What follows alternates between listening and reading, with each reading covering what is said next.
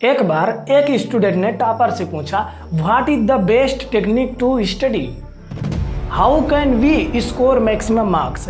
पढ़ने का सही तरीका क्या है और हम कैसे ज़्यादा नंबर ला सकते हैं। एक यूनिवर्सिटी में पढ़ने वाले बच्चों के माता पिता अचानक स्कूल पहुंच गए और उसके बाद वहां पर उन्होंने प्रिंसिपल को बुलवाया। जब उनका प्रिंसिपल आया तो उन्होंने अचानक से पूछा कि सर आप लोग यहाँ कैसे, क्या बात है।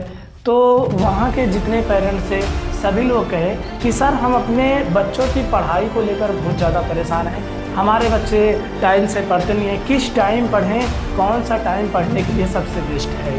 तो वहाँ के जो प्रिंसिपल सर हैं वो इस बात को बड़ी गंभीरता से ली। उसके बाद वहाँ के प्रिंसिपल ने कई सारे साइकोलॉजिस्ट को और रिसर्चर्स को बुलवाया। प्रिंसिपल ने उन्हें रिसर्च करने के लिए कहा। तो वहाँ के रिसर्चर्स ने क्या किया कि कुछ बच्चों को बुलवाया जो सुबह पढ़ने वाले थे और कुछ बच्चे दोपहर को पढ़ने वाले थे और कुछ बच्चे रात को पढ़ने वाले थे। 3 ग्रुप में बांट दिया। मान के चलिए कि 10 विद्यार्थी जो हैं वो सुबह पढ़ने वाले थे और 10 विद्यार्थी दोपहर पढ़ने वाले थे और 10 विद्यार्थी रात को पढ़ने वाले थे। तीनों को अलग अलग ग्रुप में बांट दिया, ग्रुप ए, बी और सी। उसके बाद 1 महीने तक उनको एक सिलेबस दे दिया गया कि इस सिलेबस को आप कंप्लीट कीजिए, आप अपनी पढ़ाई को कंफर्म कीजिए, करते रहिए। उसके बाद जो रिज़ल्ट आया वो बिल्कुल चौंकाने वाला था। उन्होंने देखा कि जो सुबह पढ़ने वाले बच्चे थे उन्होंने नई नई थ्योरी और नए नए टॉपिक्स को पढ़ने में ज़्यादा इम्प्रूव हुए और उनका माइंड ज़्यादा तेज़ काम करने लगा और वो कुछ भी नई चीज़ों को बहुत आसानी से सीख जाते थे। और कहीं पर भी जैसे बैठते एग्ज़ाम में या टीचर पढ़ाते रहे तो वो, उसके बाद जो दोपहर में पढ़ने वाले बच्चे थे उनको बुलाया गया। उसके बाद देखा गया तो रिज़ल्ट उनका भी चौंकाने वाला था, क्योंकि वो बच्चे लॉजिकल थिंकिंग ज़्यादा यूज करते थे। यानी कि दोपहर में जो पढ़ने वाले बच्चे थे वो मैथ और रीजनिंग जैसे सवालों को बहुत तेज़ी से करते थे, मतलब उनके अंदर लॉजिकल थिंकिंग ज़्यादा होती थी, ऐसा उनके अंदर पाया गया। उसके बाद जो ग्रुप 3 है यानी कि ग्रुप सी है, उसमें जो रात में पढ़ने वाले बच्चे थे उनको बुलाया गया। उसके बाद उनका रिजल्ट जब देखा गया तो उसमें क्या पाया गया कि वो जो चीज़ सुबह से रात तक पढ़ाया जाता था, सुबह से शाम तक, वो उसको अच्छी तरीके से रिवीजन में बहुत तगड़ा उनका कॉन्सेप्ट क्लियर होता था। उसके बाद वो ज़्यादा किसी चीज़ को फोकस कर लेते थे। और वो एक चीज़ उसमें थोड़ा सा कमी क्या आई कि वो नई चीज़ों को थोड़ा सा सीखने में आलस, क्योंकि रात के समय क्या होता है कि थोड़ा सा नींद भी आने लगती है, आलस भी, तो वो थोड़ा सा नई चीज़ों को कम सीख पाते थे। तो यहाँ से एक ये निष्कर्ष निकला, कंक्लूजन, कि आप चाहो सुबह पढ़िए, चाहो तो आप दोपहर में पढ़ सकते हो, चाहो तो आप रात में, आप किसी भी टाइम अपनी स्टडी कर सकते हो। समय हमेशा सही होता है, आपका बस पढ़ने का मन लगना चाहिए। एक बार एक स्टूडेंट ने टॉपर से पूछा, what is the best technique to study, how can we score maximum marks. पढ़ने का सही तरीका क्या है और हम कैसे ज़्यादा नंबर ला सकते हैं। तो टॉपर्स ने उस स्टूडेंट से पूछा कि आपका रोटेशन क्या है, आपका टाइम टेबल क्या, आप कैसे पढ़ते हैं। तो स्टूडेंट ने बताया कि सर मैं फुल टाइम स्टडी करता हूँ, जितना सुबह से शाम तक पढ़ाया जाता है मैं पूरा फुल रिवीजन करता हूँ, और उसके बाद फिर भी मुझे ऐसा लगता है कि जैसे मैं फेल हो जाऊँगा, मेरा रिजल्ट ख़राब आएगा।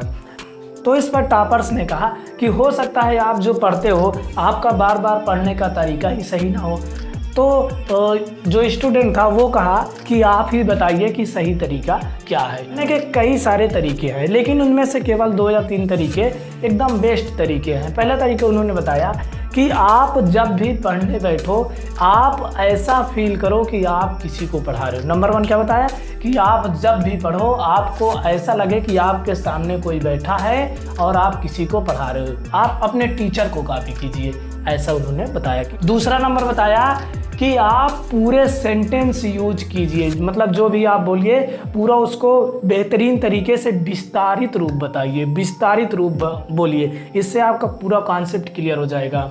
तीसरा तरीका बताया कि आप अपने नोट्स को नहीं देखना है, यानी आपको अपने नोट्स को नहीं देखना है। जब आप किसी को पढ़ाएंगे तो आप बार बार नोट्स को देखेंगे नहीं, तो इस पे आपका माइंड दोगुना काम करेगा स्टूडेंट की अपेक्षा। यानी कि जैसे आप किसी को पढ़ा रहे हैं तो आपका माइंड स्टूडेंट की अपेक्षा 30% तेज काम करता है।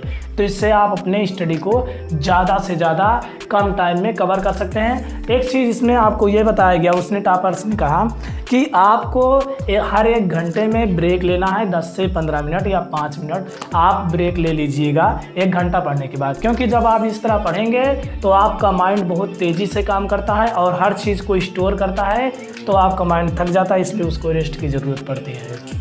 अब हम बात करते हैं कि नवोदय एग्ज़ाम को 20 दिन में कैसे क्रैक करें। इसके लिए सबसे पहला तरीका, अगर आपने अभी तक नवोदय का कुछ भी चीज़ नहीं पढ़ा तो इसके लिए भी आपका सल्यूशन है। अगर आपने पढ़ा है तब भी आपके लिए एक सल्यूशन है।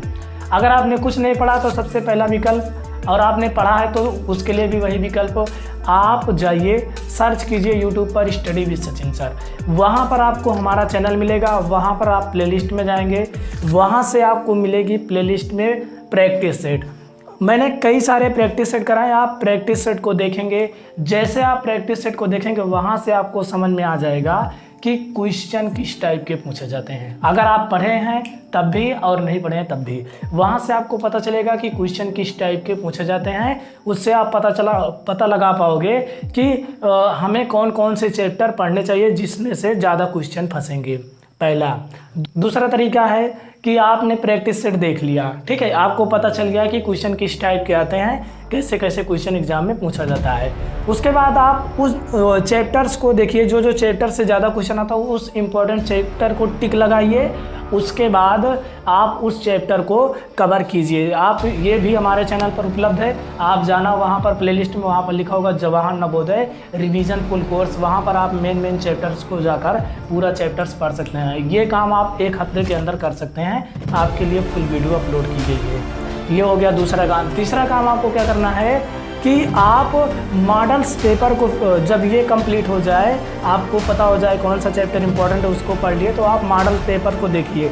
कम से कम 10 साल के मॉडल पेपर को देखिए। आप देखिए कि कैसे वो मॉडल पेपर बनाता है, कैसे उसके एग्जामिनर के माइंड को तभी आप ऑब्जर्व कर पाएंगे। जब आप मॉडल पेपर को देखेंगे तभी आपको पता चल जाएगा कि एग्जामिनर इसी तरह क्वेश्चन पूछता है। इसके बाद आपको चौथा काम क्या करना है? चौथा काम आपको करना है कि आप देखिए कि इम्पॉर्टेंट क्वेश्चन आपको जो जो बताया जाए, हमारे चैनल पर आपके लिए इम्पॉर्टेंट क्वेश्चन कल से डेली अपलोड किए जाएंगे। आप देखिए 5 इम्पॉर्टेंट क्वेश्चन, 10 इम्पॉर्टेंट क्वेश्चन, आप उसको देखिए, ज़रूर देखिए, और आप उस इम्पॉर्टेंट क्वेश्चन को भी करते जाइए।